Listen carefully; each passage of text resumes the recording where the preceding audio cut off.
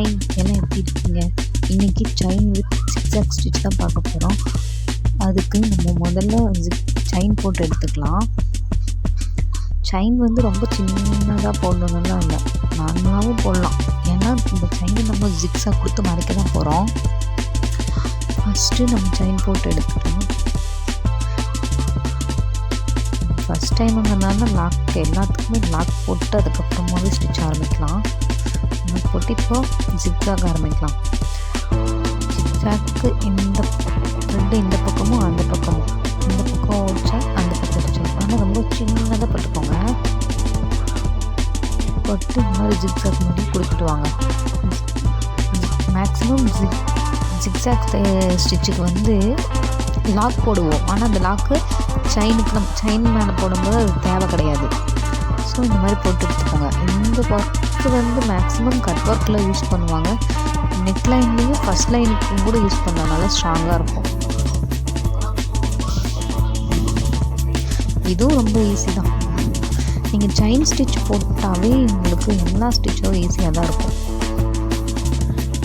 எல்லா ஸ்டிச்சுமே maximum chain ஸ்டிச்சை base பண்ணி தான் வரும். அதனால் எல்லாமே உங்களுக்கு ஈஸியாக தான் இருக்கும்.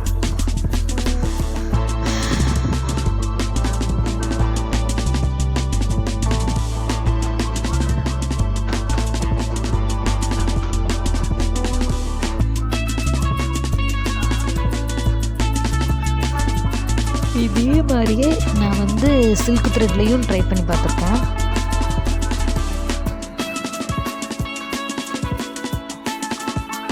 அதே மாதிரி செயின் ஸ்டிச் போட்டுக்கோங்க.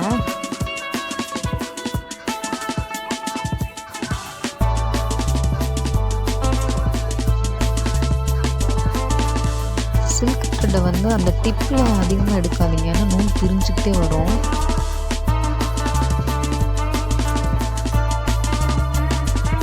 அதே மாதிரியே த்ரெட் எடுத்து இந்த சைடும் இந்த சைடும், இந்த சைடு ஒரு செயின், குட்டி செயின், இந்த சைடு ஒரு இந்த சைடு ஒரு செயின், இந்த மாதிரி ஃபுல்லாக போட்டு எடுத்துக்கலாம்.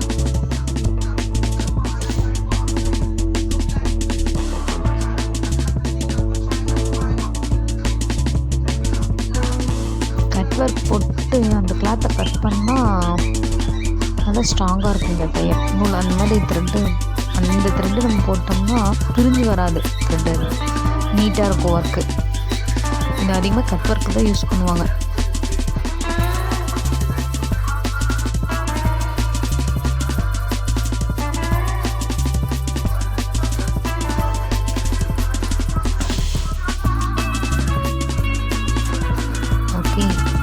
ஓகே இந்த வீடியோ உங்களுக்கு பிடிச்சிருந்துச்சுன்னா லைக் பண்ணிக்கோங்க, ஷேர் பண்ணிக்கோங்க, சப்ஸ்கிரைப் பண்ணிக்கோங்க. Thank you all. Bye.